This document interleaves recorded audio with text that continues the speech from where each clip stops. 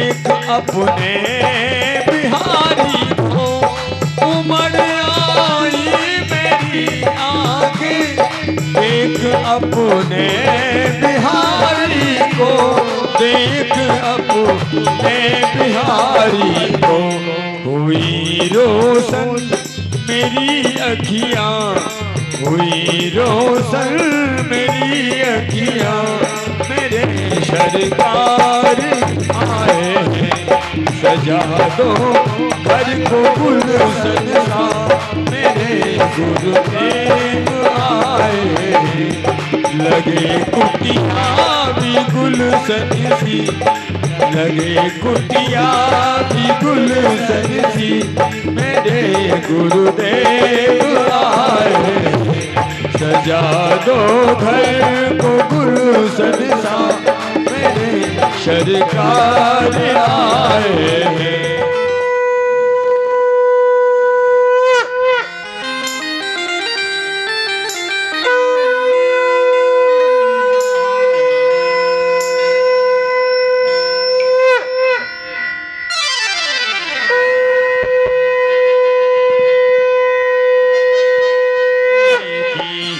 तो आरती उतारूं रे बाके बिहारी की, मैं तो आरती उतारूं रे बाके बिहारी की।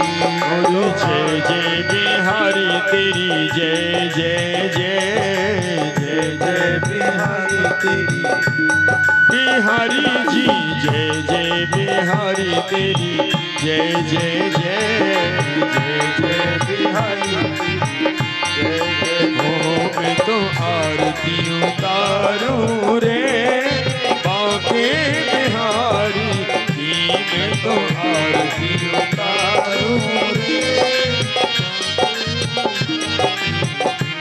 हाँ मोर मुकुट तेरे शीश पर सो है, मोर मुकुट तेरे शीश पर, प्यारी बंसी मुनि मन मोहे, प्यारी बंसी मुनि मन मोहे, मैं तो छवि पे निहारूं रे बाके बिहारी की, मैं तो आरती उतारूं रे बाके बिहारी की। तापत्रय विनाशाय श्री कृष्णाय वयं नमः। तापत्रय विनाशाय श्री कृष्णाय वयं नमः। गुरुर्ब्रह्मा गुरुर्विष्णु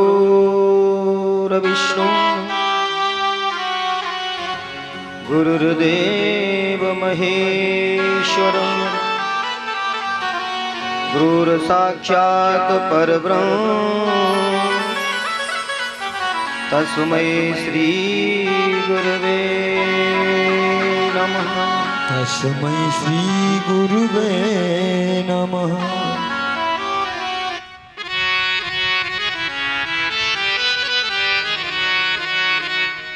अखण्डमण्डलाकारं व्याप्तं येन चराचरं, तत्पदं दर्शितं येन, तस्मै श्रीगुरुवे नमः। तस्मै श्री गुरुवे नमः। आइए हनुमंत बिराजी, कथा करहूँ मति अनुसार, गादी धरयासन धरूं, मेरे पधारिय पवन कुमार। सब द्वारन को छोड़कर हम आयहु तेरे द्वार, श्री वृषभान की लाडली नकमोरी ओर निहार। श्री वृषभान की लाडली मेरी ओर निहार। बोले श्री सद्गुरुदेव भगवान की जय। श्री बालकृष्ण भगवान की जय हो। श्री कृष्ण कन्हैया लाल की जय हो। संत समाज की जय हो। भक्त समाज की जय हो।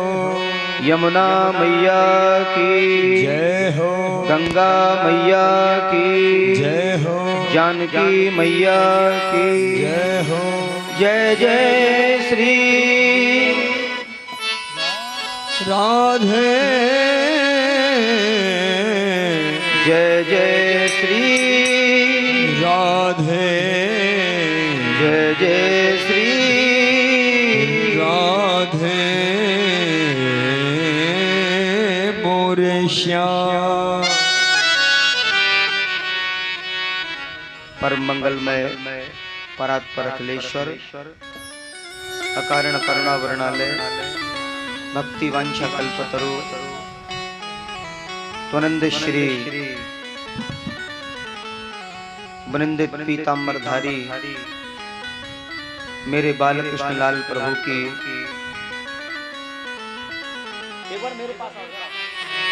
धन पवित्र कर दान मन पवित्र हरि भजन सो होत त्रिविध कल्याण। मन पवित्र हरि भजन सो होत त्रिविध कल्याण। हमारा जो शरीर है वो सेवा से पवित्र होता है और धन जो है वो दान से पवित्र होता है और मन जो पवित्र होता है वो भगवान के भजन से पवित्र होता है। जय श्री कृष्ण। जय श्री कृष्ण। इसलिए नाम संकीर्तन का आश्रय लेंगे। आइए भगवान के मधुर स्वरूप का दिव्य गुणगान श्री मधुराष्टकम के माध्यम से करें। अधरम मधुरम बदनम मधुरम नयनम मधुरम हसितम मधुरम मधुरम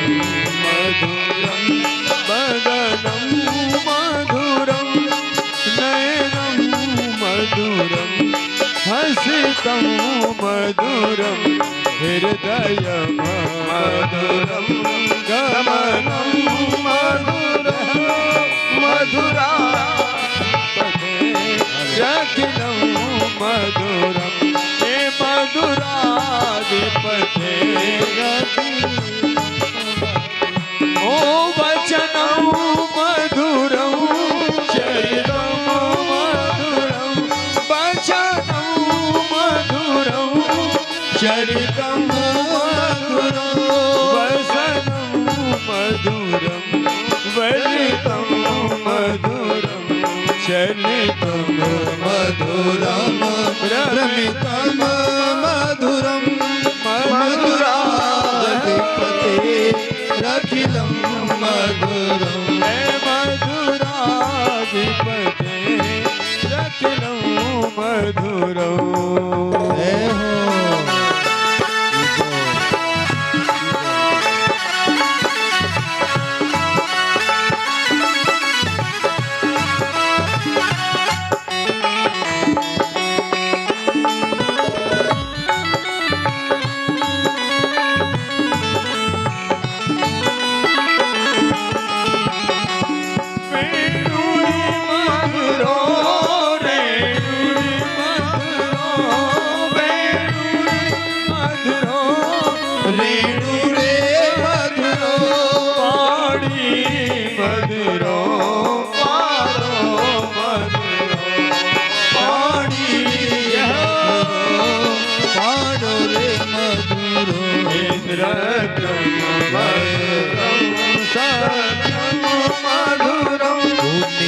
सत्यम मधुरम सत्यम मधुरम मधुराधिपते अखिलम मधुरम मधुराधिपते अखिलम मधुरम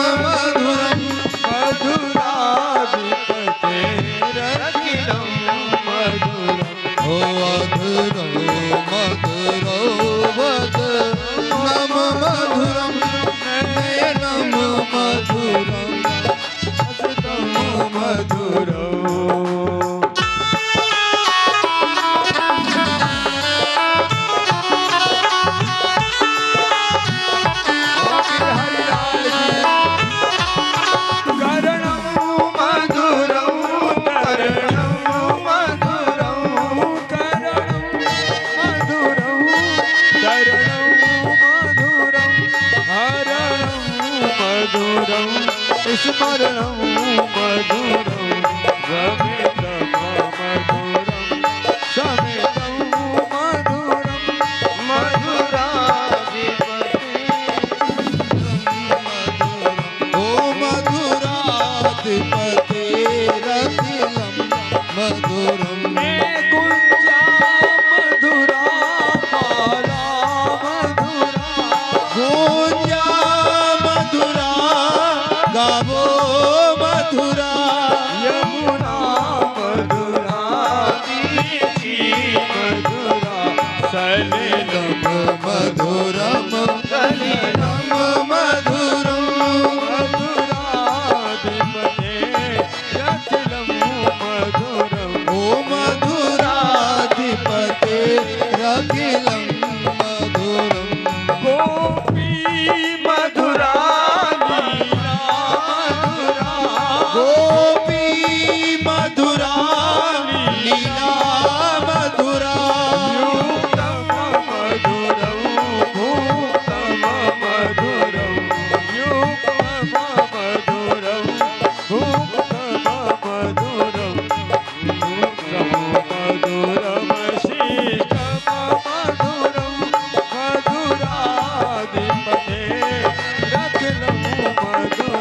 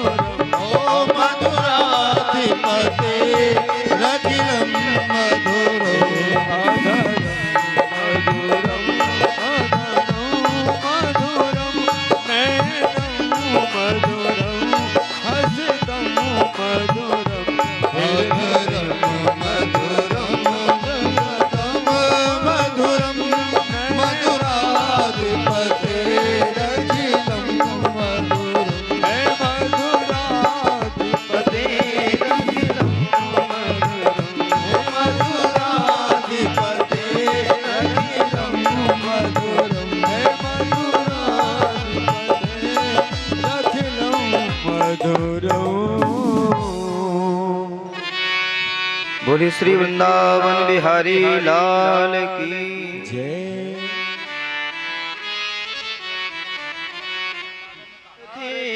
सुबह विज्ञ स्वराटः तेने ब्रह्म हृदयाद कवे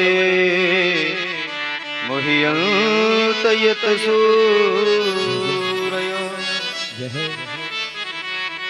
तेजो वार मृदाम यथा विनिमये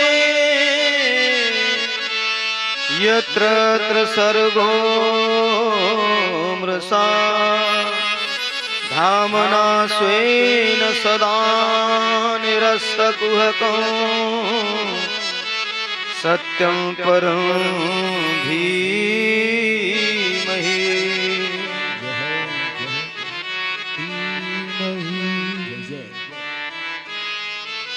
बड़ा सुंदर वर्णन किया है।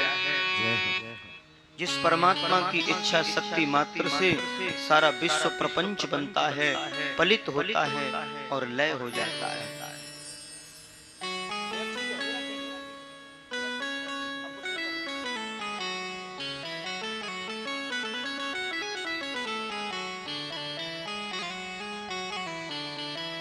कहते हैं जो परब्रह्म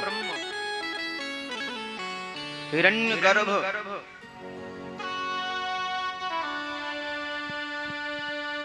नहीं बल्कि स्वयं जिन्होंने वेदार्थ ज्ञान का प्रतिपादन किया है और प्रतिपादन करके बताया है, वो कैसे हैं? बोले वो स्वराट हैं और अपने रूप में प्रतिष्ठित हैं। ऐसे परब्रह्म और जिसको समझने में कभी कभी सूरी लोग मोह को प्राप्त हो जाते हैं। स्वयं ब्रह्मा जी जिनको नहीं समझ पाए, तेने ब्रह्म हृदयाद कवे मुह्यन्त यत सूरय। स्वयं ब्रह्मा जी जिनको नहीं समझ पाए, जिनकी अधिसत्ता को नहीं समझ पाए। आगे जब कथाएं सुनेंगे तो उसमें वर्णन आएगा ब्रह्म मोह लीला। एक बार भगवान के परिचय में श्री ब्रह्मा जी का आगमन ब्रजमंडल में हुआ है और भगवान छाक मनोरथ लीला में व्यस्त हैं। आचार्य जन कहते हैं कि जब ब्रह्मा जी ये देख रहे हैं कि ये तो ग्वाल स्वरूप में हैं, ग्वाल वाल यानी एक गाय चराने वाले, और गाय चरा रहे हैं ब्रज ग्वालों के साथ में और उनकी झूठन खा रहे हैं। तो झूठन खाते भय उन्हें देखो है। इधर ब्रह्मा जी ये सब नहीं समझ पाए। अब देखिए ब्रह्मा जी ने सृष्टि को बनाया, जो सृष्टि बनाने वाला है वही नहीं समझ पा रहा है ये ईश्वर है या नहीं। उसकी अधिसत्ता को समझना बड़ा कठिन है। भगवान ने और लीला को संवरण किया और बढ़ा दिया लीला। श्री ठाकुर जी ने अपने ब्रजजनों से, ब्रज बालकों से कहा, ग्वारियाओं से, अरे भैया आज हमें बड़ी जोर से भूख लग रही है, बहुत जोर से भूख लग रही है। और कछु खाए के काई आज हमारी मैया ने कछु रखो ना है, हमें तो बड़ी जोर से भूख लग रही है। अब वहां सबसे जो गरीब था ना, सबसे गरीब सखा भगवान के सखाओं में, उन सखा का नाम है श्री मधुमंगल। और मधुमंगल भगवान के प्रिय सखा हैं और बड़े गरीब परिवार से, ब्राह्मण परिवार से हैं। एक गरीब है, बहुत नितान। अब देखिए अगर कोई गरीब परिवार से हो और उसका नाम लिया जाए सबके सामने, भैया आज तो हम आपके यहाँ का भोजन पाएंगे, तो मनोबल बढ़ जाता है। हमें याद किया है, हमारे यहाँ तो रूखा सूखा जैसा भी है, लेकिन आज लाल जी ने हमें याद किया है, श्री ठाकुर जी ने याद किया। और जैसे कहा मधुमंगल का गर्व से एकदम सीना तना हुआ है, मेरा लाला मुझसे बहुत प्रेम करता है, मेरा लाल जी मुझसे बहुत प्रेम करता है। लेकिन अब जा रहे हैं घर को और मन में ये विचार है कि आज मेरा सम्मान तो बहुत बढ़ाया बाल सखाओं में, किसी और से भी कह सकते थे कि आज तो मधुमंगल के घर का ही खाएंगे। लेकिन जब याद किया कि मेरे घर में तो कुछ है नहीं, सुबह से शाम खाने की कोई व्यवस्था नहीं है, माँ से जाकर के कहा, माँ घर में कुछ खाए के ताई रखा है? मैया आज मेरा बड़ा मान बढ़ाया, बहुत मान बढ़ाया। आज लाल जी ने खाने के ताई मुझसे मांगा, मेरे से मांगा। कहते मधुमंगल की जो मैया हैं उनका हृदय बड़ा द्रवीभूत हुआ है। उन्होंने कहा बेटा वैसे तो कुछ घर में है नहीं, पर कई दिन की बनी हुई कढ़ी रखी है। कढ़ी जानते हैं?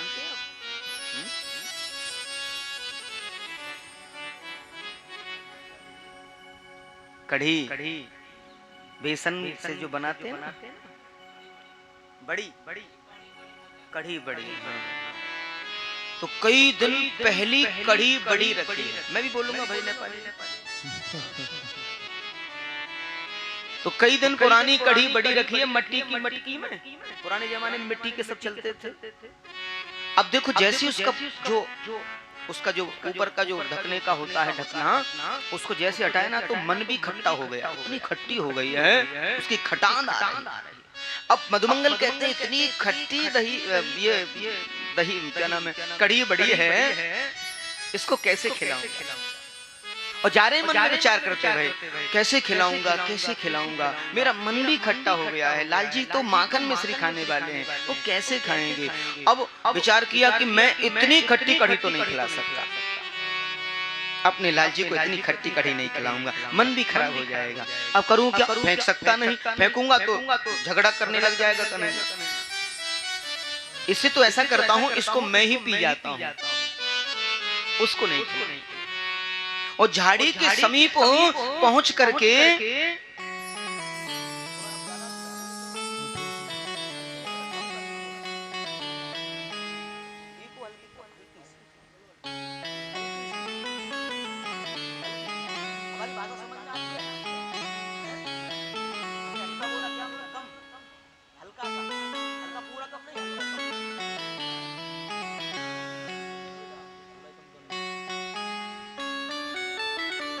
तो जैसे ही झाड़ी के समीप बैठ करके और कढ़ी ऐसे पी रहे खड़े खड़े। अब जल्दी में क्या होता है, कोई भी चीज जल्दी में अगर आप पियोगे ना तो वो झरने लगती है, आधी मुंह में जाएगी आधी नीचे जाएगी।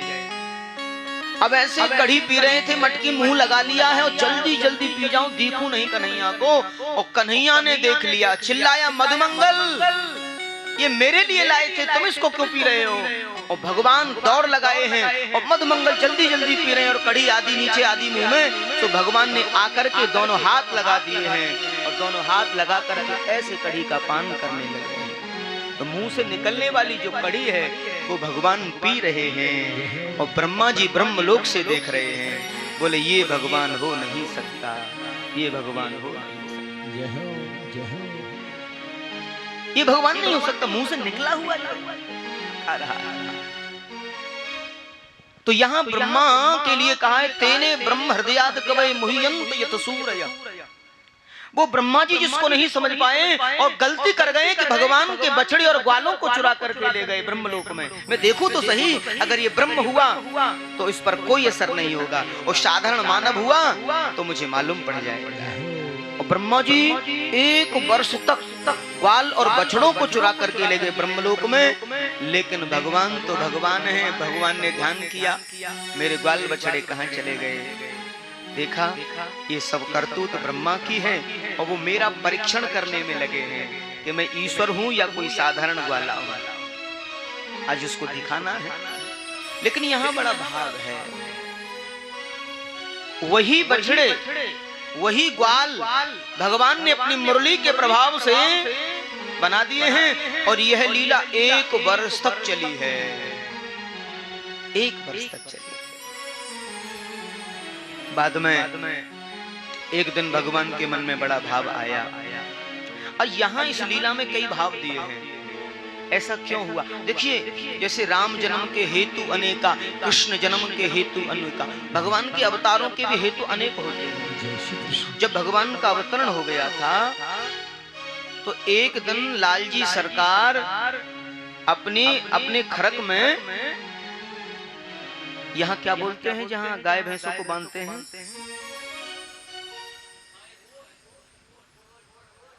गोट नहीं, जैसे घर से अलग बनाते हैं ना गाय भैंसों के लिए, गौशाला, गोट बोलते हैं।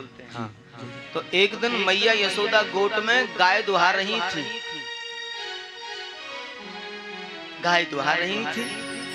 और कन्हैया जी गोट में ही पहुंच गए, खेलते खेलते पहुंच गए।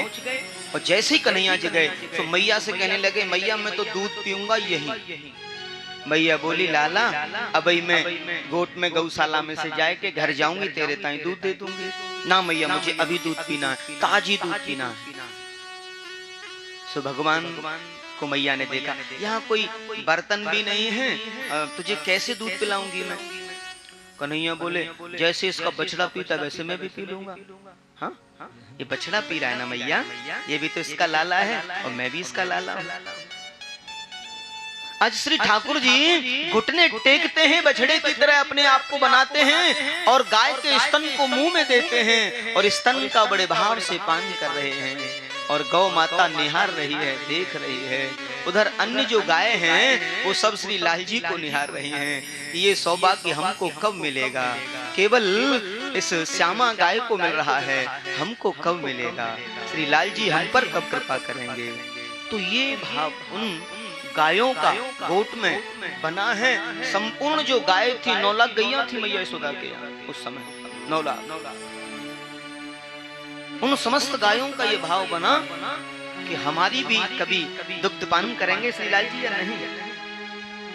आज भगवान ने उन सब की भावना को पूरा किया और उन सब गायों के जो बछड़े थे, स्वयं भगवान बछड़े बन गए हैं और स्वयं बछड़े बन करके संपूर्ण जो गायें हैं उनके स्तनों का पान कर रहे हैं। और मैया यशोदा ने जब देखा है, कहते हैं कि आजकल गायें अपने बछड़ों से बड़ा प्रेम करने लगी हैं। मैया बोली, मोए कछु गड़बड़ सी लगे, आजकल गाय जो है ना अपने बछड़ों से दूर रहना ही नहीं चाहती हैं। पहले तो चुपचाप रहती थी, अभी तो रमाने लगती हैं, चिल्लाने लगती हैं, जाने नहीं देती हैं अपने बछड़ों को। मैया बोली, कुछ मुझे अटपटा लग रहा है, लाला तेने कछु गायन को कह दियो का? कन्हैया बोले, मैया मैंने तो कुछ नहीं कहा, बस इनका प्रेम है, अपने बछड़ों से दूर नहीं रहना चाहती। उधर ब्रज की जो माताएं थी, भगवान के कौतूहल से इतना प्रश्न थी, उनके मन में भी ये भाव आया कि जिस प्रकार यशोदा के आंगन में ये लाला खेलते हैं, वैसे हमारे आंगन में भी खेलने लग जाएं। इसलिए हर घर में भगवान ग्वाला बन गए हैं ब्रजमंडल में, और हर घर में ग्वाला बन करके हर आंगन में खेल रहे हैं, हर आंगन में उन ब्रजमाताओं को लाभान्वित कर रहे हैं। यह लीला 1 वर्ष तक भगवान ने की है। हमारे ब्रज में ग्वाल और बछड़े को आज भी पूजा जाता है। कहते हैं अगर गोट में कोई गाय बीमार हो जाए तो 5 ग्वाला निमंत्रण कर दो, गाय ठीक हो जाती है। ये प्रत्यक्ष भगवान की कृपा है, क्योंकि उसे बाल भगवान के रूप में, ग्वाल भगवान के रूप में पूजा जाता है। 1 वर्ष हो गया। धीरे धीरे भगवान ने कहा, ब्रह्मा अब तुम्हारी चतुराई हमारे पास है। एक दिन भगवान ने क्या, अब देखिए वही ग्वाल वही बछड़े।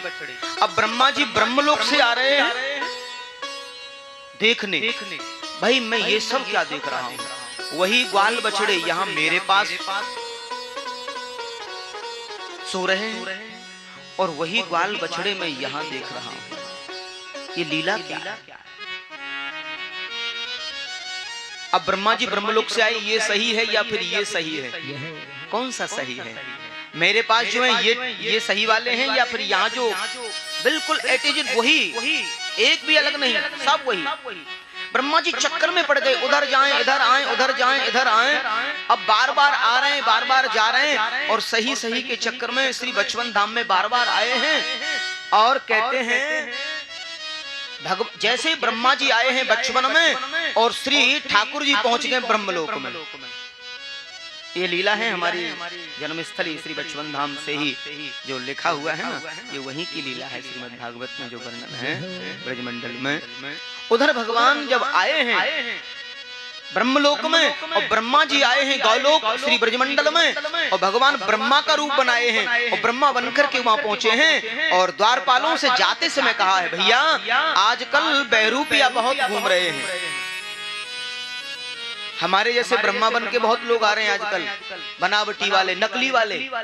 भगवान बोले नकली वाले बहुत आजकल चल रहे हैं। अच्छा, हमारे रूप में भी कोई नकली आएगा ना, रोक देना उसको। हाँ, हमारा आदेश है। अब तो भगवान ब्रह्मा बन के पहुंच गए ब्रह्मलोक में, ब्रजग्वालों से बतरा रहे हैं। और उधर जैसे ही ब्रह्मा जी लौटे हैं और द्वारपालों ने रोक दिया, रुक जाइए, बहरूपी है कहीं के।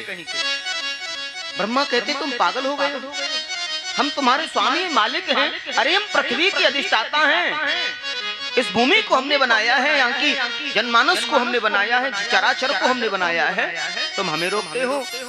ब्रह्मा के द्वारपाल कहते हैं हमारे स्वामी ब्रह्मा तो अंदर बैठे हैं और बोल के भी गए हैं कि आजकल नकली बहुत घूम रहे हैं, आप अंदर नहीं जा सकते, किसी भी कीमत पर नहीं जा सकते। और ब्रह्मा को अपने ही दरवाजे पर खड़ा कर दिया है। और ब्रह्मा ने जैसे ध्यान किया तो टेढ़ी टांग वाले खड़े हैं और मुरली बजा रहे हैं, ब्रह्मा तूने मेरे ग्वाल बछड़ों को चुराया, मैंने तेरी गद्दी को चुरा लिया है, मैंने तेरी गद्दी को चुरा लिया है। आज ब्रह्मा शरणागत हो गए हैं और ब्रह्मा ने भगवान से शरणागति मांगी है। श्रीमद् भागवत में वर्णन दिया है संतों ने, तकरीबन 46 श्लोकों में 46 श्लोक उन्होंने गाए हैं और भगवान को मनाया है, रिझाया है। कहा प्रभु मैं आपकी अधिसत्ता को नहीं समझ पाया हूँ, लीला तेरी तू ही जाने, तेरी माया का न पाया कोई पार। लीला तेरी तू ही जाने, तेरी माया का न पाया कोई पार। लीला तेरी तू ही जाने, तू ही जाने ओ कान्हा तू ही जाने, सारी दुनिया के सिरजनहार। लीला तेरी तू ही जाने, तेरी माया का न पाया कोई पार। लीला तेरी तू ही जाने।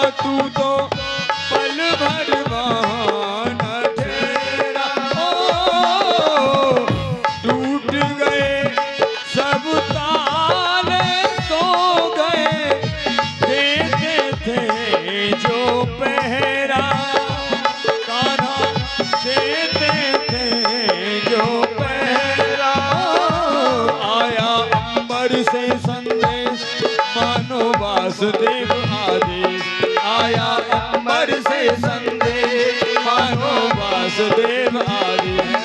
बालक लेके जाओ नंदजू के द्वार। लीला तेरी तू ही जाने, तेरी माया का न पाया कोई पार।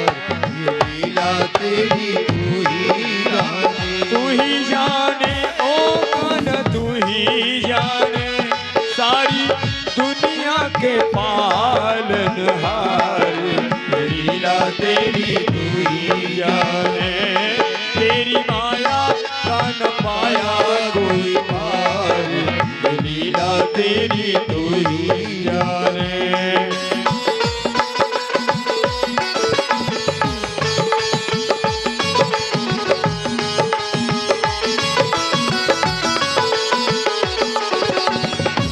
लो आ गई राक्षसी पूतना, माया जाल बिछाने।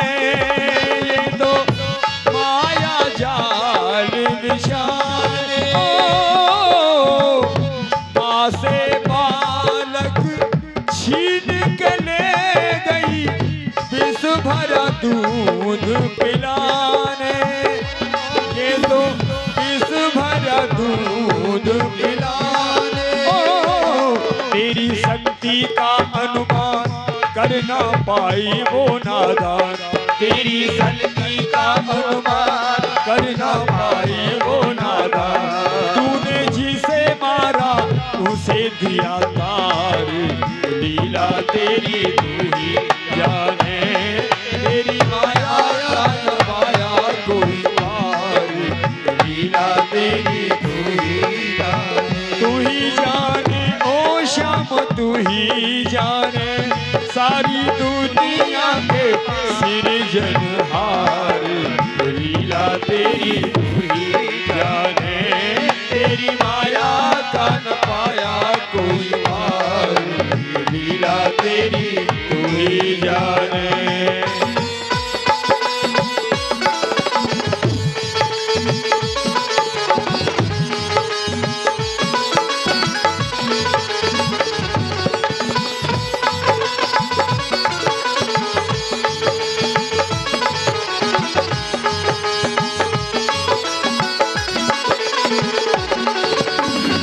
यमुना जल में कृष्ण को पाकर इस धर ने हुंकारा, वो तो विषधर ने हुंकारा,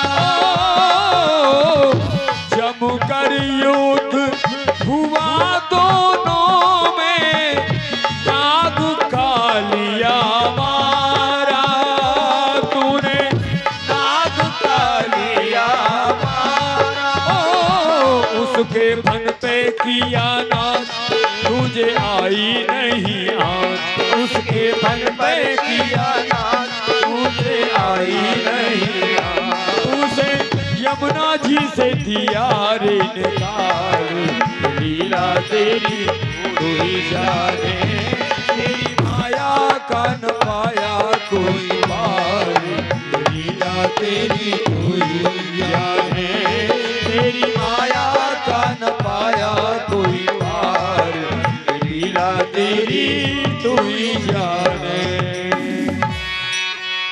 आज ब्रह्मा जी ने भगवान को बार बार उपदेश प्राप्त किए हैं और ब्रह्मा जी को भगवान ने क्षमा नहीं किया है। बोले तुमने जो गलती की है वो क्षमा योग्य नहीं है, क्योंकि मेरे ब्रजजनों को तुमने मुझसे दूर किया है। तो तेने ब्रह्म हृदयाद कवै मुह्यंत यत सूरय,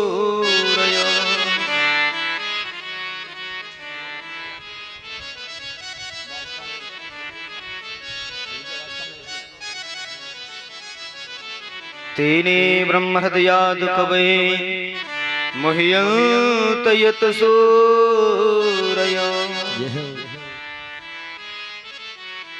तेजो वार मृदाम यथा विनमयो, यत्र त्रिसर्गो मृषा धामना स्वेन सदा निरस्तकुहकम्, धामना स्वेन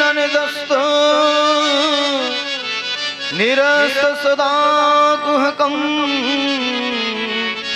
सत्यं परं धीमहि, सत्यं परं धीमहि।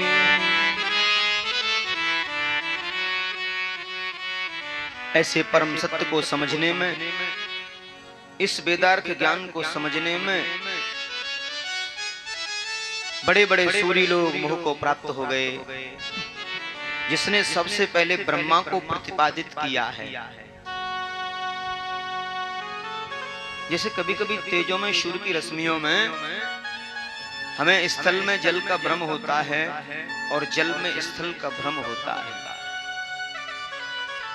मई जून के महीने में आपने देखा ना, झिलमिल झिलमिल सा होता है। मई जून के महीनों में जब गर्मी पड़ती है तब की दोपहरी, तो उस समय सूर्य की जो रश्मियां हैं वो झिलमिल झिलमिल करती हैं। जय श्री कृष्ण। रश्मि, हाँ। तो अब जैसे ही नजदीक जाएंगे ना उसके, तो वहां कुछ भी नहीं मिलेगा हमें। जैसे जैसे नजदीक जाएंगे तो वहां कुछ भी नहीं मिलता है। ऐसे ही भगवान की जो सत्ता है, जागृत स्वप्न सुसुप्त स्वरूपा, जागृत स्वप्न सुसुप्त स्वरूप। अब किसी ने पूछा भगवान की ये सृष्टि का स्वरूप क्या है, कैसी है भगवान की सृष्टि? बोले जागृत स्वप्न सुषुप्त स्वरूपा। माने ऐसे समझ लो भगवान की जो प्रकृति है ना, संसार कैसा है, बोले जैसे सोया हुआ आदमी होता है ना, सोते सोते सपना देखता है। और कभी देखा हो ना सपने में आप भाग नहीं सकते हो, दौड़ नहीं पाते। दौड़ता है कोई? सपना जब देखे ना तो दौड़ने का काम पड़े तो भागा नहीं जाता है, बाकी सब कुछ हो जाएगा, भागेंगे ही नहीं। बस होता क्या है, उस समय आदमी बड़ा पीड़ित होता है, बड़ा परेशान हो जाता है। और सपने में कोई हमारे सर को काट रहा है, हमें मार रहा है, और हम पसीना पसीना हो रहे हैं, पड़े पड़े बिस्तर पर पड़े, और हमें लग रहा है कि हमें कोई मार रहा है। तो तुलसी बाबा ने बड़ा सुंदर भाव दिया है। उन्होंने लिखा है कि सपने में सर काटहि कोई, बिन जागे दुख दूर न होई। सपने में सर काटे कोई, बिन जागे दुख दूर न हो। दुख कब तक का है, जब तक हम जगे नहीं। तो संसार की सत्ता को देख करके हम सब भ्रमित हैं, और आज तक कोई किसी को समझ ही नहीं पाया। विवाह हो गया और शादी को हो गए कितने साल, कौन सी वर्षगांठ बनाई जब गए?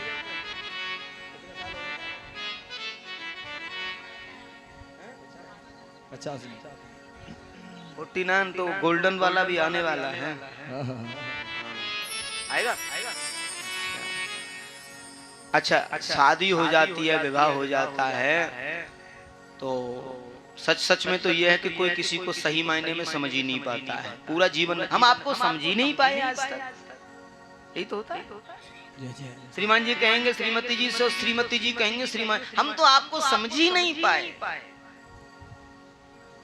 तो कोई किसी को समझ ही नहीं पाता है, सच तो यही। और यही प्रकृति है। हम प्रकृति को जब नहीं समझ पाए तभी तो नहीं समझ पाए। अगर वास्तव में प्रकृति को समझ जाएं और भगवान राघवेंद्र सरकार के अनुयायी बनकर के रामचरितमानस में जो दिया है उन सब बातों पर अमल करने लग जाएं, तो हम प्रकृति को भी समझ लेंगे और रिश्तों को भी समझ लेंगे। रामायण हमें जीना सिखाती है। रामायण जो है वो हमें जीना सिखाती है, और भागवत हमें मुक्ति दिलाती है। ये भगवान की कथा है। कहते हैं सबसे पहले श्रीमान ब्रह्मा जी को प्रतिपादित करके बताया है, और परमात्मा की जो अधिसत्ता की वजह से सत्यवत प्रतीत होता है। अगर कुछ है इस दुनिया में तो केवल ईश्वर है। परम सत्य कौन है? केवल परमात्मा परम सत्ता है, बाकी सब झूठा जंजाल है। हम जो भी कुछ देख रहे हैं ये सब नाटक है, और मानो ऐसे समझो कि हम सब अपना किसी रामलीला रासलीला का जो मंचन होता है ना, उसका अभिनय करने वाले पात्र हैं। थोड़ी देर अभिनय करेंगे, फिर वहां से चले जाएंगे, फिर कुछ नहीं है।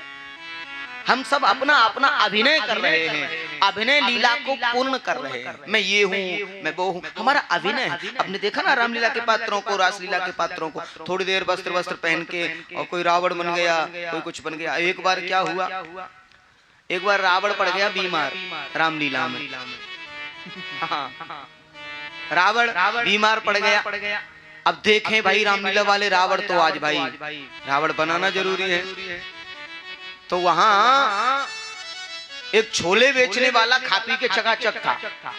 हाँ, अब छोले बेचने वाले से पूछा गया, भैया तुम आज का काम चला दोगे? आज भर का चला दो, हमारा रावण बीमार पड़ गया है, केवल आज भर की बात है, कल तो रावण ठीक हो जाएगा।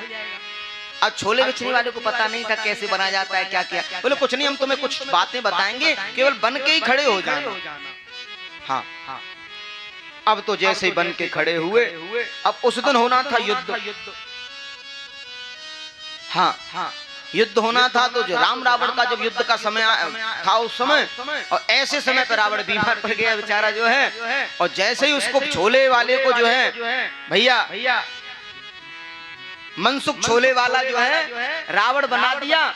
और जैसे ही राम जी ने धनुष ऐसे करके निकाला है रावण के लिए, और एकदम से बेचारा मनसुख छोले वाले ने सोचा कि कहीं वास्तव में धनुष न मार दे, तो हाथ जोड़ के खड़ा हो गया, अरे भैया सुनो सुनो, पहले मेरी बात सुन लो भाई, मुझे मत मारिए। क्यों? बोले भैया मैं कोई रावण बावड़ नहीं हूँ, मुझे तो रात को पकड़ के लाए, मैं छोले बेचने वाला मनसुख को मार रहे। तो ऐसे अभिनय के पात्र हैं हम सब, हमारा अभिनय का काम पूरा हुआ और हम अपने अपने कार्यों में लग जाते हैं। तो ये जीवन जो है ये वास्तव में ऐसा ही है। मोह निशा जग सोवन हारा, देख स्वप्न अनेक प्रकारा, राम सिया राम जय जय राम, राम सिया राम जय जय राम, राम सिया राम जय जय राम, राम सिया राम जय जय राम।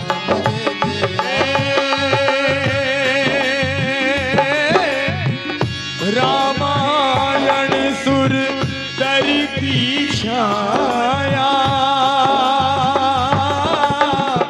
दुख भय दूर निकट जो आया, राम सिया राम जय जय राम, राम सिया राम जय जय।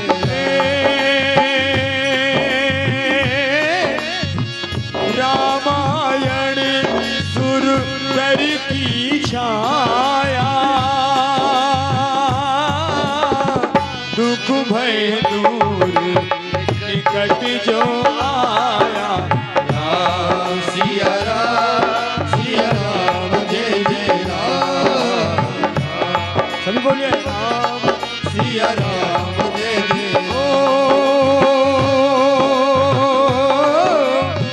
अब श्री राम कथा अति पावन,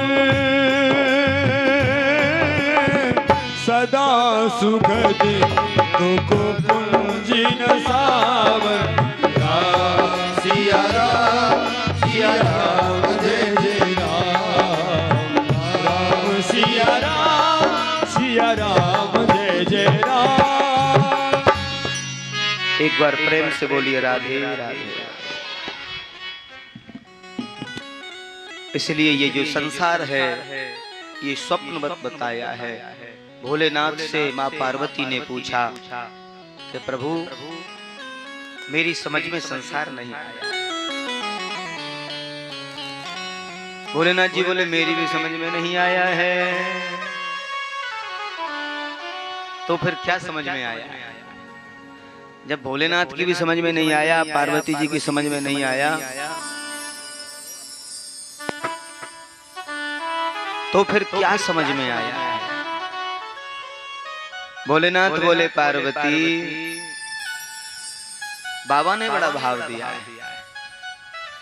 उमा मुझे ऐसा लगता है, उमा कहऊ में अनुभव अपना, सत हरि भजन जगत सब सपना, सत हरि भजन जगत सब सपना। भगवान का भजन ही सच है, बाकी तो सब सपनवत है, सब सपना है। हम जो देख रहे हैं ये केवल स्वप्नवत है।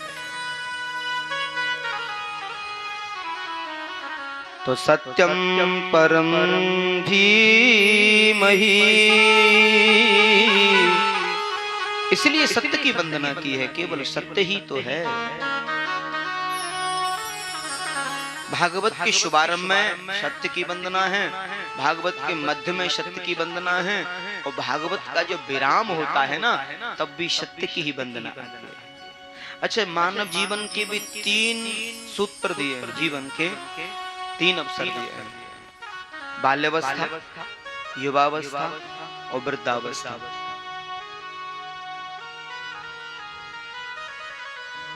तो तीनों में त्रिकाल बाधित केवल सत्य के बारे में कहा जाता है।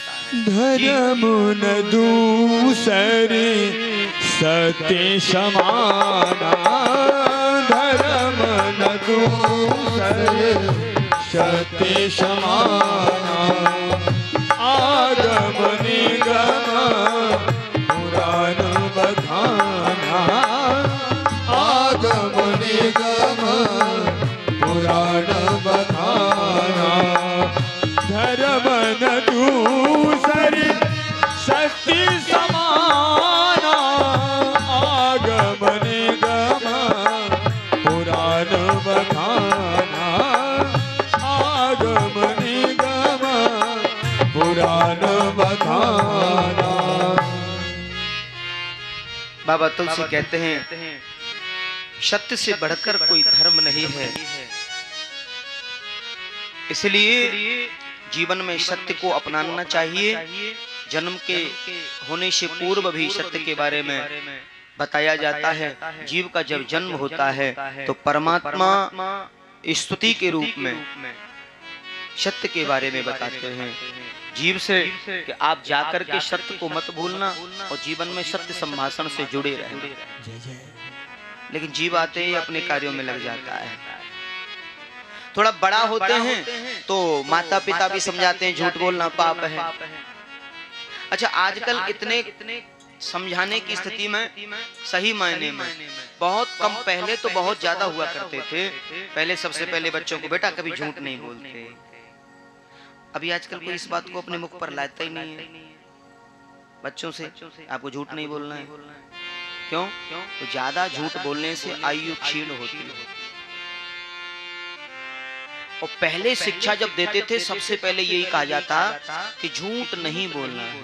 और जब से ये मोबाइल आया है ना, तब से तो बड़ी भारी समस्या हो गई। कहां पहुंच गए? बोले अब किसी को जनकपुर से आना हो, ज्यादा समय तो नहीं लगता, तो पूछेंगे निकल गए आप? बोले बिल्कुल निकल गए। कहाँ पहुंच लिए? बोले पिपरा आ लिए। हाँ?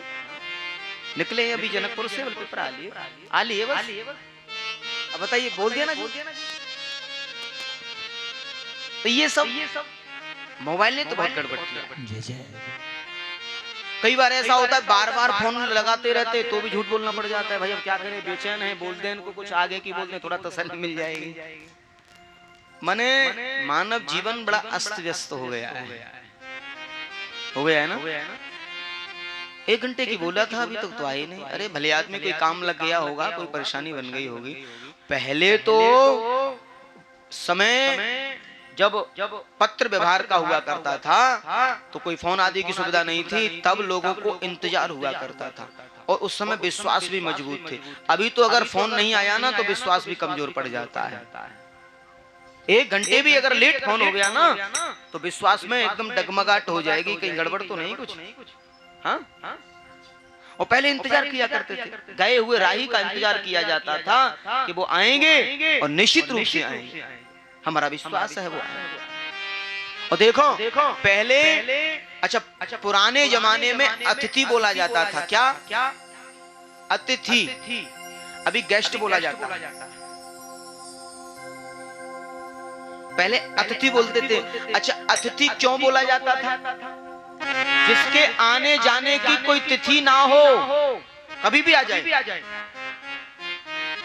अभी तो बोल के आते हैं ना, इसलिए गेस्ट हैं, बोल के आते हैं। और दुनिया भर की टेंशन देते हैं। बोल के आए ना, हम 5 लोग आ रहे हैं। अच्छा क्या लोग? पहले तो ये था जब आ गए जैसा था वैसा लीजिए।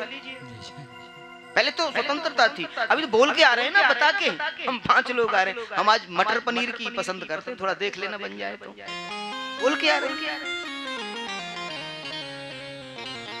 गेस्ट हमारे गुरुजी कहते थे आकर के आपका समय करेंगे बेस्ट। ज्यादा उसमें लग जाएंगे व्यवस्थाओं में। अगर अचानक कोई आता था तो कितना अच्छा लगता था, कहाँ बिठाएं, कहाँ रखें, कैसे करें। अरे आज तो जलपान, अच्छा जलपान करिए, हम कुछ व्यवस्था करते हैं। और कुछ नहीं तो थोड़ी सी मठा रखिए, वही ले लीजिए। अभी तो ठंडी सी पेप्सी लानी पड़ेगी, पहले तो मठा से काम चलता था। कितना बढ़िया समय था, हैं? कोई समस्या ही नहीं है। अतिथि आ गया तो खुशी खुशी। और आजकल खुशी होती है किसी अतिथि के आने से, गेस्ट के आने से। एक दिन के बाद अगर दूसरा दिन लग गया ना तो गड़बड़ हो जाएगी, फिर परेशानी होने लग जाएगी। हम तो अपने कामों में व्यस्त हैं, ये और यहाँ आए पड़े हैं, ये होता है। और पहले अरे भैया अभी तो आए हो, अरे 2-4 दिन रुकिए, बोलेंगे, बात करेंगे, कुछ आगे पीछे की बारी बात करेंगे। आपको हमारे कार्य क्षेत्र में चलना है, हमारे गोट में चलना है, हमारे गौशाला में चलना है। और सबसे पहले राजी खुशी जब ली जाती थी तो क्या ली जाती थी मालूम है?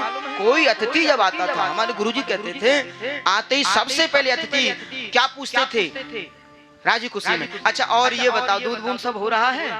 बाकी सब ठीक है? दूध बूंद तो हो रहा है। दूध बूंद माने दूध तो हो रहा है घर में। क्यों पूछा मालूम है? अगर ये कह दिया कि मेरे यहाँ 2 गाय दूध दे रही हैं तो अतिथि बड़ा प्रसन्न होता था, खूब दही मिलेगी, खूब बढ़िया दूध मिलेगा, और मन करेगा तो रबड़ी भी बना लाएगा, है ना? इसलिए पूछते थे और मनोभाव प्रकट हो जाता था, क्योंकि मालूम है ना इनके यहाँ दूध हो रहा है। अब क्या पूछेगा बेचारा? अब पूछ लेगा क्या दूध हो रहा है?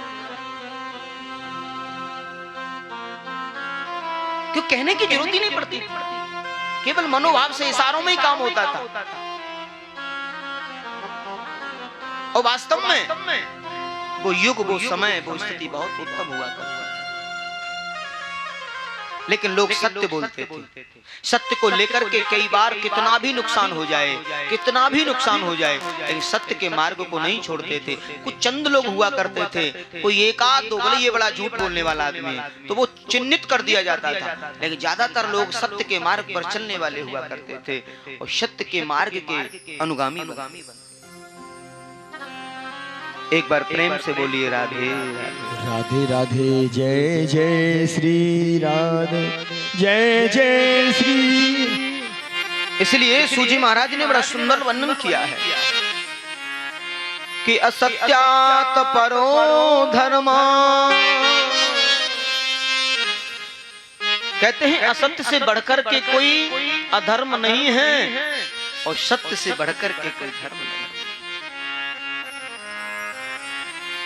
जीवन में ज्यादा से ज्यादा सत्य बोलना सीखिए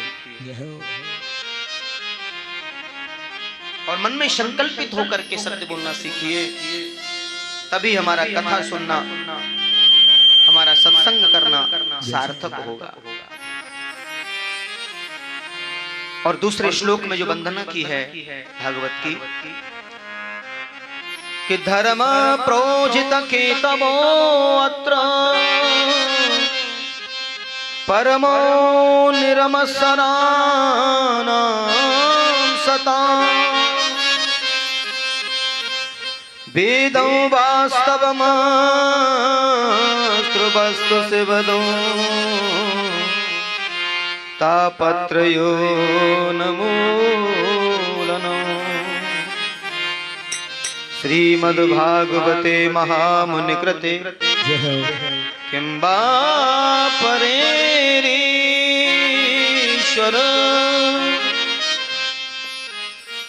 इसलिए भागवत में परम धर्म का निरूपण किया है।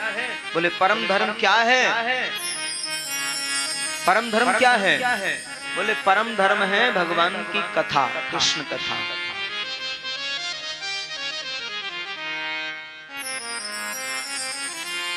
जो निष्कपट संत हैं, जिनके मन में जरा भी कोई कपट नहीं है, छल छिद्र नहीं है, जिनको न स्वर्ग चाहिए, न वैकुंठ चाहिए, न वैभव चाहिए, केवल भगवान का नाम चाहिए, ऐसे जिनका निष्कामी जीवन है और जो संतों के जानने योग्य जो परम धर्म कृष्ण कथा है, वो कृष्ण कथा कैसी है? वो कैसी है कृष्ण कथा? कि शिवदम शिवम कल्याणम ददाति इति शिवदम, जो कल्याण को प्रदान करने वाली है, तापत्रो नमूलनम, तीनों प्रकार के तापों का उन्मूलन करने वाली है।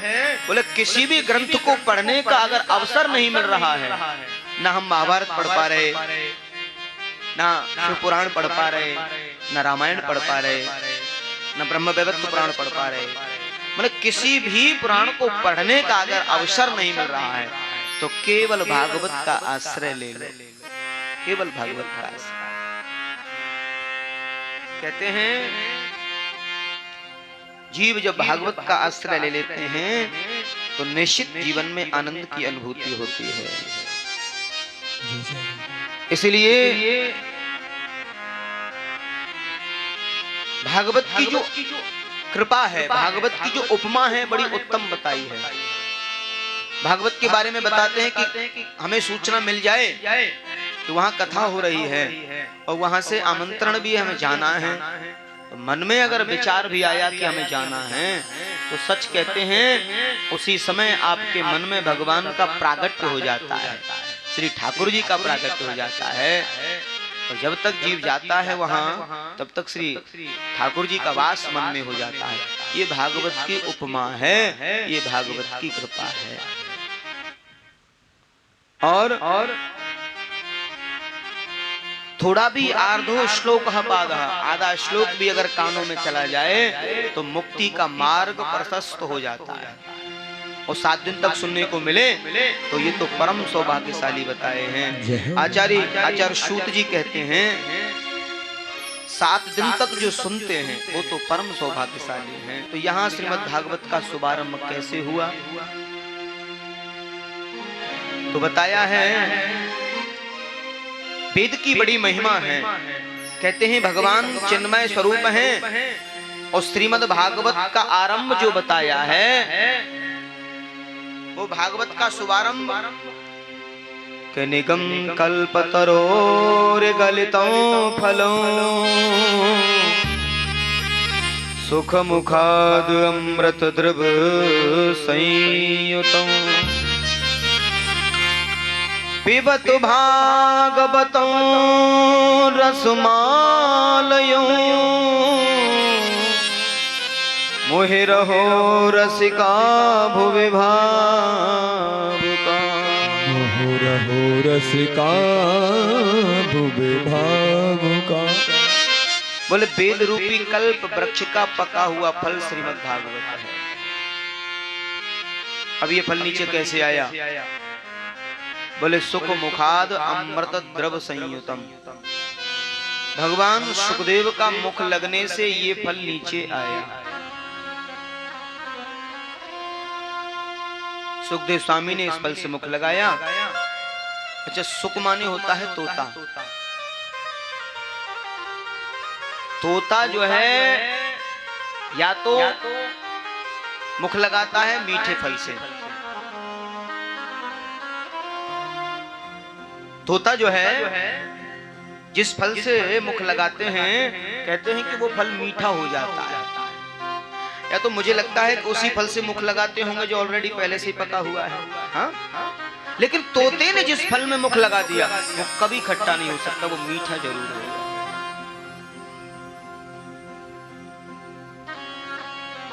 ये प्रमाण है। हम छोटे छोटे थे तो अपने बेरी के बाग में जब जाते थे तो तोते के जो आधे कटे हुए फल जो होते थे ना, सबसे पहले उन्हें पकड़ते थे। बोले क्यों? बोले ये सबसे मीठे निकलेंगे, ये सबसे मीठे निकलेंगे। या फिर ऐसा होता है कि तोता का मुख लगने से खट्टा फल मीठा हो जाता हो, चाहे जो। लेकिन सुखदेव स्वामी की जो उपमा की श्रीमद् भागवत में ये तो निश्चित है, मानो कि सुख का मुख लगने से ये खट्टा फल शायद मीठा हुआ है। सुख मुखाद अमृत द्रव संयुतम, उनका मुख लगने से ये अमृत द्रव में बदल गया है। तो अब जब अमृत द्रव ये नीचे आया, अब नीचे जैसे आया होगा गिर गया होगा, टूट गया होगा, फूट गया होगा, इसमें से जो रस जो था वो बिखर गया होगा। तो शाखा पर शाखा सिंचित आया है तो इसमें कोई गुठली छिलका होगा, कुछ तो होगा। बोले इसमें कोई भी गुठली छिलका नहीं है, तो फिर कैसा फल है ये? बोले अमृत द्रव संयुतम। इसमें क्या भरा हुआ है? बोले इसमें अमृत रस भरा हुआ है, अमृत रस भरा हुआ है। अब जब अमृत रस भरा हुआ है तो उसे पान करने के लिए कहा पिबत भागवतों रसमालयों। इस रस का पान करिए। अब मन में विचार आएगा इस रस का कब तक पान करें। अभी 6 महीने पहले तो वो हनुमान जी का जो मंदिर बनने जा रहा है ना प्रांगण में, 6 महीने पहले वहां पान कर रहे थे, और अब यहाँ बोले कब तक। उससे पहले भी पान किए हैं। बोले कब तक पान करें। बोले जब जब अवसर मिले, जब जब अवसर मिले। कहते हैं मुँह रहो, मुँह रहो, बार बार जब जब अवसर मिले, और जितनी बार पान करेंगे उतना नया आनंद प्राप्त होता है, उतना नया आनंद प्राप्त होता है। ये भागवत की उपमा है। जय श्री कृष्ण। तो बार बार इस रस का पान करिए। लेकिन अब रस को पान करने वाले भगवत भक्त जो बताए हैं वो रसिक भावुक भक्त बताए। रसिको भावुका, तो रसिक होंगे, भक्त होंगे और श्रद्धावान होंगे। 3 ही श्रेणी के भक्त इसके लिए बताए। आचार्य सूत जी कहते हैं इस अमृत रस का पान करना चाहिए। अमर कहानी है ये भागवत, आने से इसमें बदले विचार, और सुनने से इसके होई उद्धार। क्या है भागवत? आने से इसमें बदले विचार, और सुनने से इसके होई उद्धार। अमर कहानी है ये भागवत, ऋषियों की वाणी है ये भागवत। आने से इसमें बदले विचार, सुनने से इसके होई उद्धार। अमर कहानी है श्री भागवत, ऋषियों की वाणी है श्री भागवत।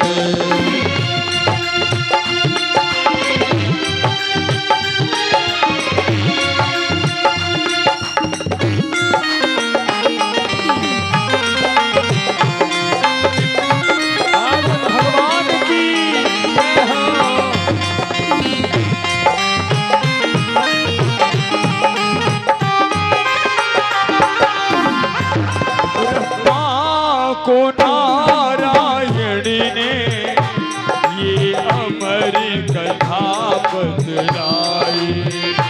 ब्रह्मा को नारायण ने ये अमर कथा बतलाई। जब सुनी कथा ब्रह्मा से ऋषि नारद के मन भाई। जब सुनी कथा ब्रह्मा से ऋषि नारद के मन भाई। पूछो तो क्या है ये अमर कहानी है ये भागवत, ऋषियों की वाणी है श्री भागवत। अजी आने से इसमें बदले विचार, सुनने से इसके होई उद्धार। अमर कहानी है श्री भागवत, ऋषियों की वाणी है श्री भागवत। जय हो।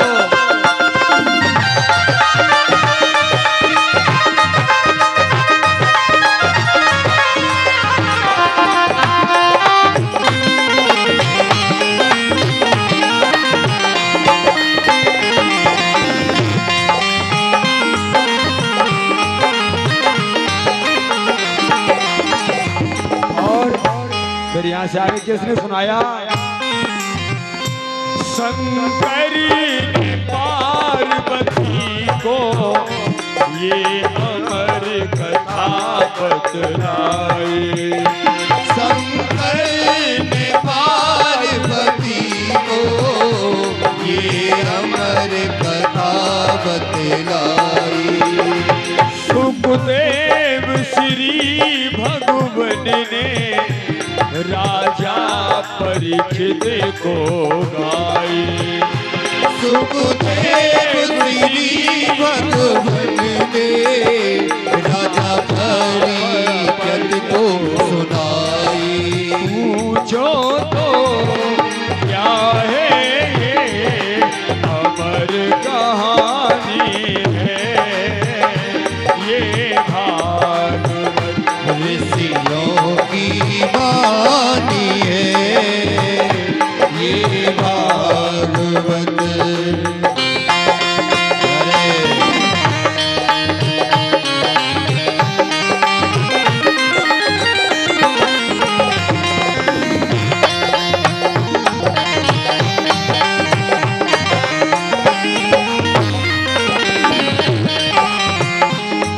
इस लोक बड़े कानों में बाकी भी मुक्ति आए। इस लोक बड़े कानों में पापी भी मुक्ति पाए। भाई बहन, अभी गुरुदेव भगवान बता रहे मात्र भागवत भगवान का इस श्लोक कान में पड़ता है तो जीव की मुक्ति हो जाती है। हमारे सुरेश ठाकुर साहब तो समस्त पूरी भागवत कथा को ही रसपान कर रहे हैं, श्रवण करा रहे हैं गांव वालों को। क्या विशेषता है भागवत भगवान की? इस लोक बड़े कानों में पापी भी मुक्ति पाए। इस लोक बड़े कानों में पापी भी मुक्ति पाए। लख 84 होए मुक्ति, वह भव सागर तर जाए। लख 84 होए मुक्ति और भव सागर तर जाए। अरे पूछो तो फिर क्या है ये अमर कहानी है, ये भागवत ऋषियों की वाणी है, श्री भागवत अमर कहानी है, श्री भागवत। अरे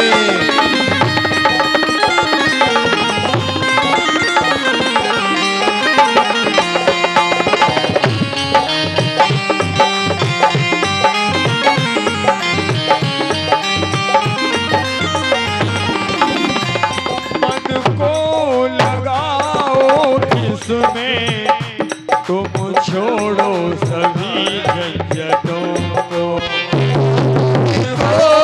लगाओ इसमें, तुम छोड़ो सभी झंझटों को। सब दुख मिटेंगे तुम्हारे, श्री शिवराज जी बताते हैं तुमको। सब दुख कटेंगे तुम्हारे, शिवराज जी बताते सबको।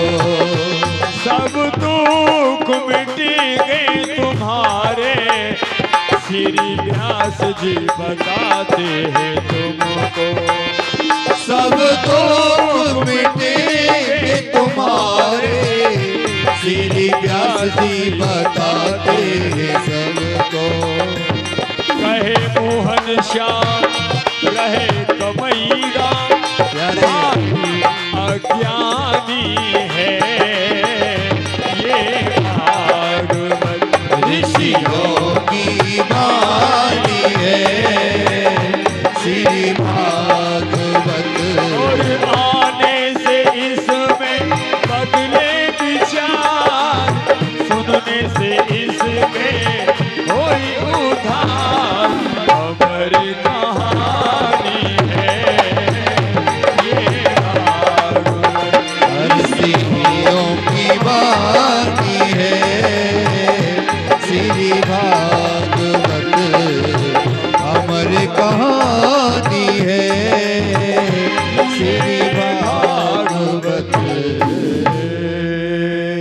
बार प्रेम से बोलिए राधे।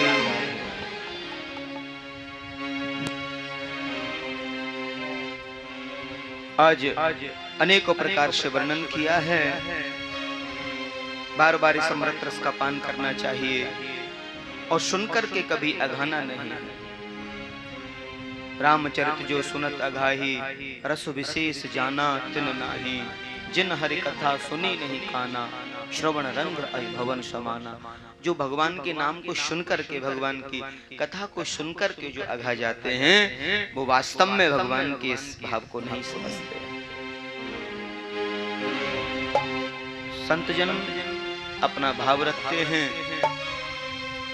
उधर उसी स्थान पर चलते हैं श्री नमसारण तीर्थ में, जहाँ 88,000 संत जन विराजित भये हैं और सब संत जन बैठे हुए हैं। उन सब की ओर से एक संत खड़े हुए हैं और श्री महात्मा सूत जी से प्रश्न कर रहे हैं कि त्वया खल पुराणानि सेतिहासानि चानघ आक्षितानि पिधितानि धर्मशास्त्राण्य।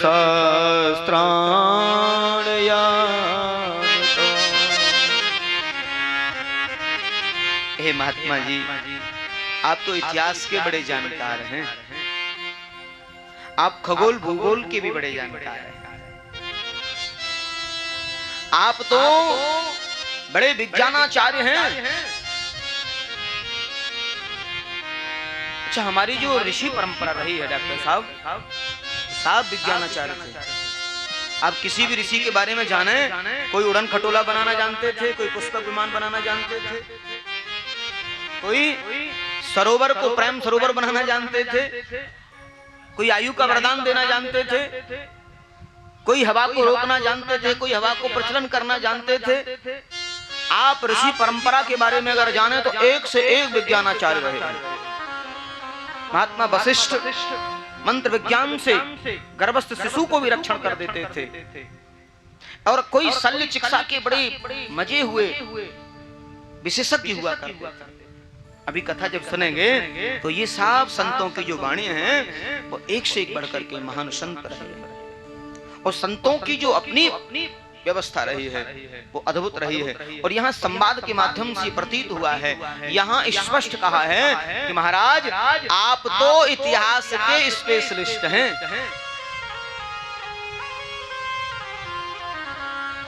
अब सूत जी महाराज कहते हैं मैं तो स्पेशलिस्ट नहीं हूं, पर संतों से जो सुना है उसे जानता हूं।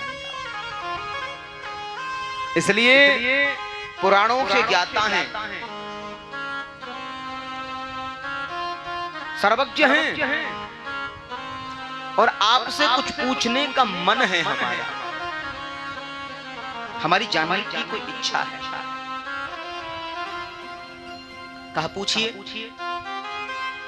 सोनक जी बोले आज एक नहीं, आज तो 6 प्रश्न हैं हमारे। देखिए 6 प्रश्न जो किए हैं वो मानव के जीवन में संपूर्ण व्यवस्था उस पर आधारित है। पहला प्रश्न मानव के लिए परम धर्म क्या है। दूसरा प्रश्न मंदिर हम जो जाते हैं तो किसे पूजें किसे छोड़ें। तीसरा प्रश्न भगवान को वेद में अजन्मा कहा है तो ये राम और कृष्ण कैसे हुए। चौथा प्रश्न भगवान के अवतार कितने हैं। और पांचवा जो प्रश्न है वो ये है कि वक्ता कौन सा श्रेष्ठ है, किसे अच्छा माना। अब वक्ता श्रेष्ठ कौन सा है, जो छोटी बात को बड़ी बना कर कहे या बड़ी बात को छोटी बना करके कहे। अब कई लोग तो ऐसे होते हैं जो उनको बात करने बैठ जाओ तो वो पूरी कथा सुनाएंगे, घर की बातों को बड़ा लंबा लंबा करके बताते हैं, बड़ा ऐसे हुआ ऐसे। आप बैठ जाओ एक बार। हाँ, कई लोगों को आदत होती है इधर उधर की बातें, कुछ अपनी बातें साफ जोड़ जाड़ के पूरा लंबा एक वृतांत बना लेते हैं। कुछ लोग होते हैं बिल्कुल सूक्ष्म, अति सूक्ष्म, उन्हें उस गागर में ही सागर भर लिया। वो विस्तार से कोई कथा वक्ता अगर कथा करने लग जाए, पुराने समय में नियम था सुबह और शाम दोनों वक्त की कथा हुआ करती थी। और मेरे परम गुरुदेव जब करते थे सन 99 में श्रीमद् भागवत अध्ययन रत हम जब थे तो गुरुजी दोनों वक्त की कथा में हमें ले जाते थे। तो 9 से 12 और फिर 2 घंटे का विश्राम होता था और फिर 2 बजे से फिर जय जय केवल 2 घंटे माने तकरीबन 7 या 8 घंटे की श्रीमद् भागवत कथा होती है। अभी तो 3 या 4 घंटे का समय बचा है हमारे लिए, आपके लिए। 3 या 4 घंटे में ये हालत हो जाती है महाराज। भागवत में लिखा है कि एक आसन से सुखासन में बैठना है, महाराज बैठ ही नहीं पाते। 3-4 घंटे में ऐसी हालत हो जाती है, कभी ऐसे कभी ऐसे, और कभी कभी मौका लग जाए तो सीधे ही पैर फैला लेते हैं, सीधे हालत खराब हो जाती है।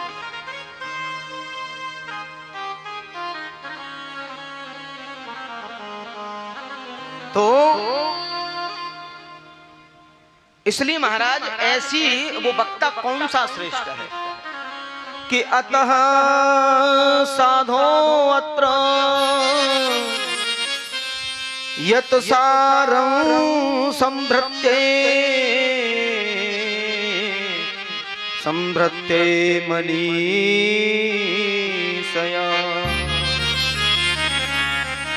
इसलिए महात्मा जी जो सार सार हो वही बताना प्लीज।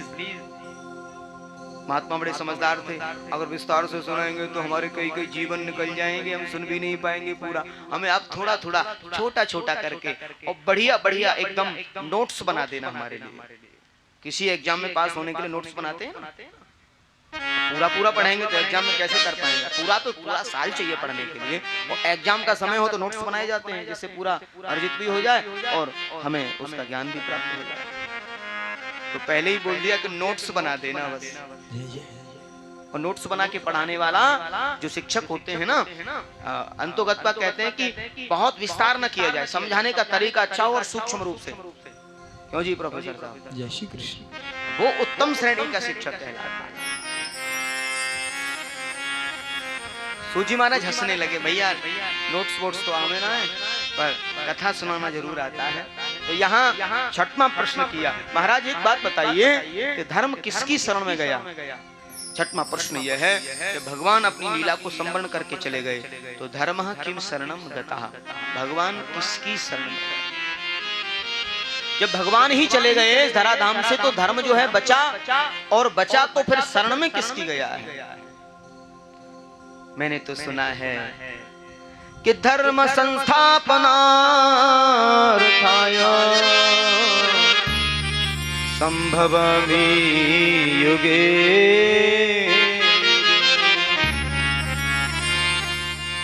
हमने सुना है कि धर्म की स्थापना के लिए भगवान हर युग में आते हैं। हमें सब स्पष्ट करके बताइए, धर्म मनुष्य के लिए, मानव के लिए परम धर्म क्या है? क्योंकि अगर कोई कहता है कि मानव के लिए परम धर्म है परिक्रमा लगाना, तो क्या ये परम धर्म है? सुबह 4:30 बजे स्नान करना परम धर्म है? करोड़ों की संपत्ति दान करना ये परम धर्म है? आखिर धर्म की परिभाषा क्या है? हम जब मंदिर में जाते हैं तो बड़ी समस्या आती है। गुरुवर, मंदिर में वैसे भी आजकल तो अब नाम तो है भगवान शिव का मंदिर, लेकिन मूर्तियां तो कई बिठा देते हैं। सिर्फ मंदिर में भी कई मूर्तियां, और वहां जा हम तो भगवान शिव के उपासक हैं। वहां जब मूर्तियां हमने देखी तो हमारा मन द्रवीभूत हो जाता है कि किसे पूजें और किसे छोड़ें। अब भोलेनाथ कैसे देवता है मालूम है? भोलेनाथ से निराला जग में कोई नहीं, मालूम है क्यों? भोलेनाथ इतने सीधे और सरल हैं, एक लोटा हैंडपंप का जल लो और भोलेनाथ को चढ़ा, प्रसन्न हो जाएंगे। अच्छा, भोलेनाथ के मंदिर में भोले बाबा को तो जल चढ़ा दिया, बाबा प्रसन्न हो जाएंगे, लेकिन उन्हीं के बगल में भैरव बाबा बैठे हैं, भगवती मैया बैठी हैं, उन्होंने क्या बिगाड़ा? अरे एक लोटा नहीं तो आधा लोटा भैरव बाबा को भी चढ़ा देते। मन तो यही कहेगा ना, भैरव बाबा बुरा ना मान जाए कहीं, भगवती देवी बुरा नहीं मान जाए कहीं। के केवल शिव को जल चढ़ाया, ये तो चले गए। हाँ?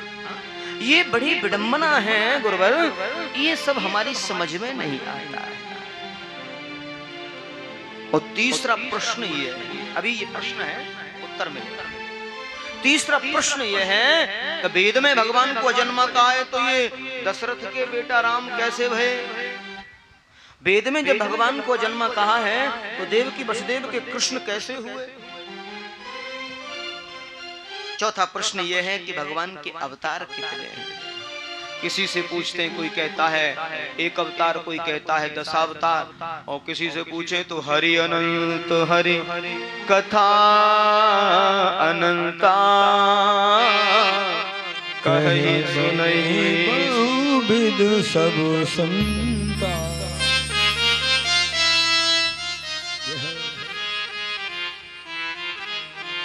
इसलिए मेरी समझ में ये बात नहीं आती है। हम सभी आपसे जिज्ञासित हैं। अतः साधो अत्र यत सारं समुद्धृत्य मनीषया संभृत्य मनीषया।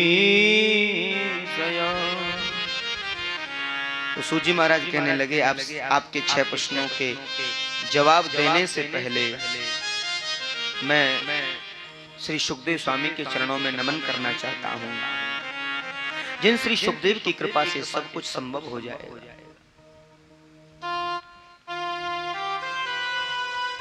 सुखदेव स्वामी किशोरी लाडली किशोरी जी की गोदी में कीड़ा करते, खेलते खिलौने के रूप में श्री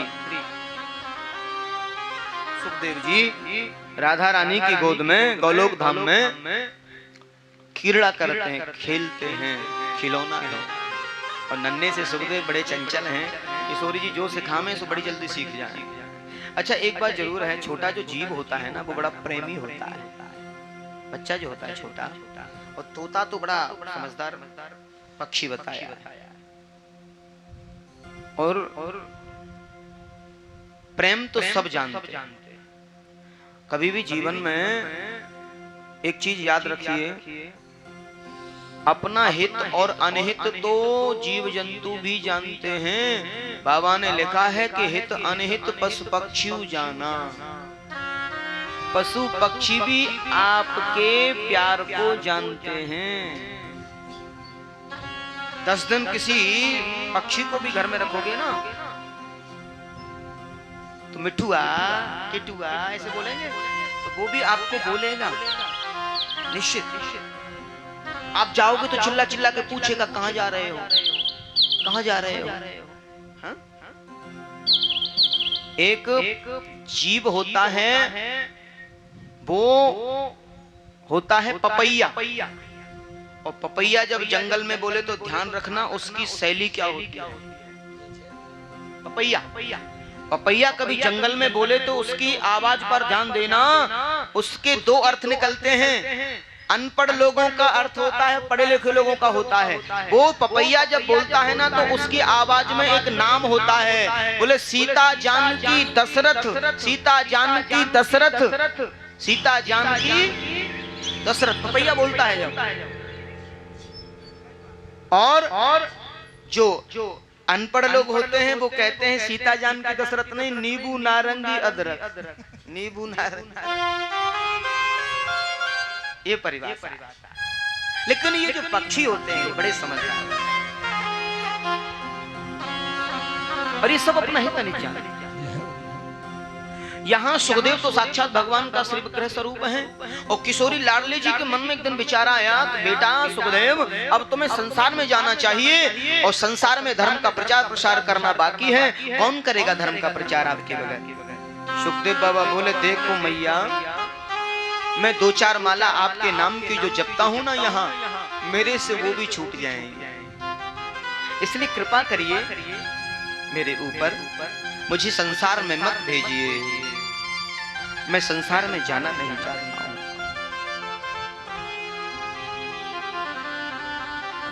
क्यों? कि विष्णु रमाया बलवती विष्णुरमाया बलवती। विष्णु की माया बड़ी बलवती है और माया मुझे पकड़ लेगी, और मैं माया के चक्कर में नहीं पड़ना चाहता हूं। संसार में गया तो माया मुझे पकड़ लेगी। मैया बोली जाना तो पड़ेगा, जाना तो पड़ेगा। ज्यादा जिद की तो भगवान आ रहे हैं, और श्री सुखदेव स्वामी एक अंडे के रूप में आए, अंडज रूप में आए। प्रकृति में पक्षी जो है ना अंडज रूप में आते हैं।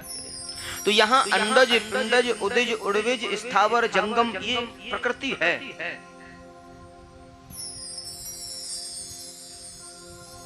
तो अंडज रूप में श्री भगवान आए हैं।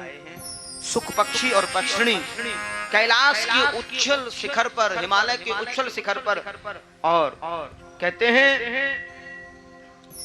बर्फीली हवाएं जोर जोर से चलने लगी, और उस अंडे को वहीं पड़ा हुआ छोड़ करके चले जा रहे हैं। बर्फीली हवाएं चल रही हैं, अंडा पड़ा हुआ है। उधर कैलाश पर भगवान शिव का वास बताया है।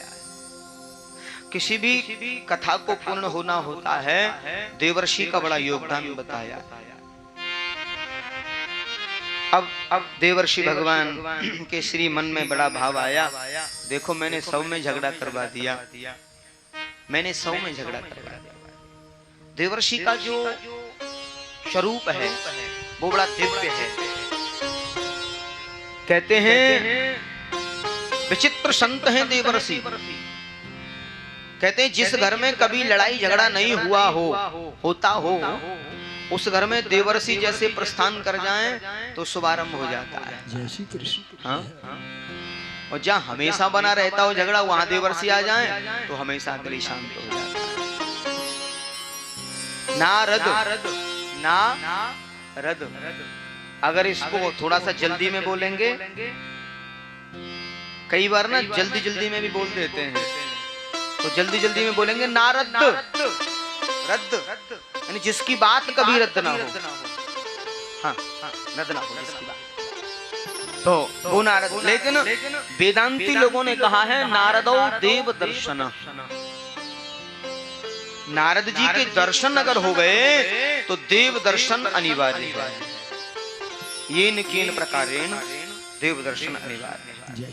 नारद जी तो विचित्र है। नारद जी बोले अब मैंने लक्ष्मी नारायण में भी झगड़ा करा दिया, ब्रह्मा ब्रह्मणी में भी करा दिया, सब देवताओं में झगड़ा कराने का काम उन्हीं का रहता था, और पुरानी मीडिया का पूरा प्रभाव वही सब संभालते थे। यहाँ की बात वहाँ और वहाँ की बात यहाँ। अच्छा, ऐसा कोई व्यक्ति अगर होता है ना, उसकी उससे बोल दी, उसकी उससे बोल दी, तो उसे समाज में क्या कहते हैं मालूम है? देखो भैया बड़ा नारद बना फिरता है, ऐसे बोलते हैं। तो देवर्षि जो है ऐसे विचित्र महात्मा विचार किए, सब में तो झगड़ा करवा दिया, पर एक बचे हैं। बोले कौन?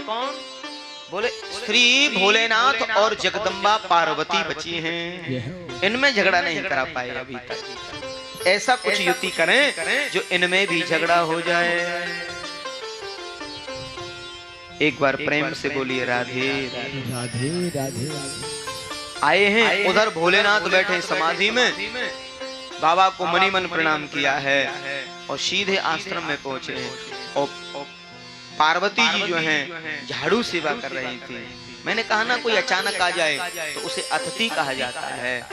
और जैसे ही आते भाई देखे हैं श्री देवर्षि, पार्वती जी बहुत दिन से सोच रही थी, हंसते खिलखिलाते मुस्कुराते देवर्षि नहीं आए बहुत दिन से, और आज अचानक दरवाजे पर पाया। तो कहा आइए बैठिए, विराजिए, जलपान करिए, विराजिए महात्मा, और चरणों का प्रक्षालन किया। आज हमारा घर पवित्र हो गया। आप जैसे महात्मा का आगमन हुआ है, आप जैसे संत का आगमन हुआ है। तिनके ग्रह पावन भये, संत पधारे आए, संत पधारे आए। हमारा घर पवित्र हो गया महात्मा आपके आगमन से, इसलिए महाराज आप विराजिए। अब जो घर में था वो दे दिया संत के लिए, कुछ फल रख दिए, लड्डू रख दिया, जल रख दिया महाराज। अतिथि आए तो ये ना सोचें कि हमारे घर में ये है वो है, नहीं है, जो है समय पर उसको उपस्थित कर देना, ये सर्वोत्तम लक्षण बताया है। रूखा सूखा जो भी हो, देखिए जो उपस्थित है हम समर्पित कर रहे हैं, आप स्वीकार कीजिए। वो अतिथि का भी कर्तव्य बनता है उस समय फिर नाक मुंह न मारे, ये अच्छा है ये बुरा है। वही तो अतिथि है। अतिथि वो नहीं कि ये आज तो गड़बड़ कर दिया, आज ठीक नहीं, आज बनाया, अरे बहुत बढ़िया बनाया।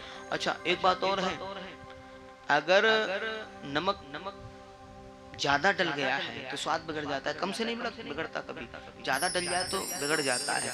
और किसी वजह से ज्यादा डल जाए और घर की बात हो, घर में ही हो,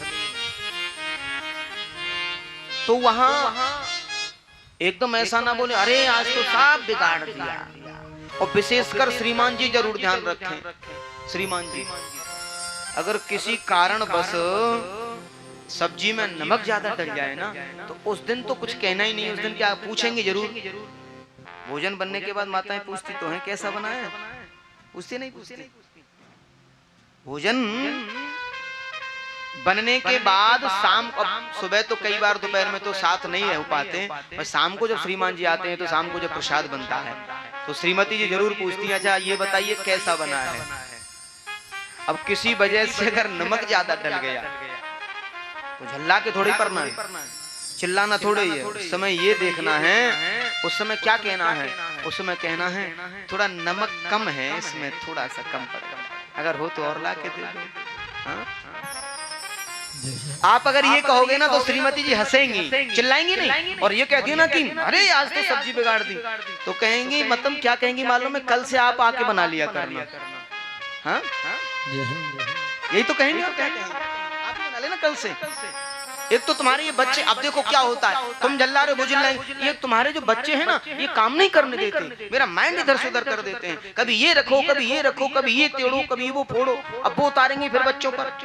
अब ऐसी घटना ही नहीं होगी। और फिर ध्यान रखना, फिर आज के बाद कभी नमक ज्यादा डलेगा ही नहीं सब्जी में। हाँ तो ये प्रेम की भाषा है, ये प्रेम की भाषा। तो देवर्षि आए, मैंने कहा नगरम गृहम इत्यायु गृहिणी गृहम उच्यते, घर को घर नहीं गृहिणी को घर कहा जाता है, गृहिणी को घर कहा जाता है। आए हैं, बैठे हैं और जलपान किए।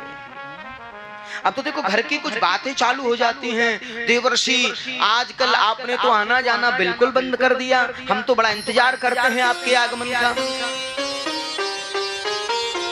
क्या बताऊं माता जी, संसार के लोगों की जो व्यवस्था है बड़ी विचित्र हो गई है।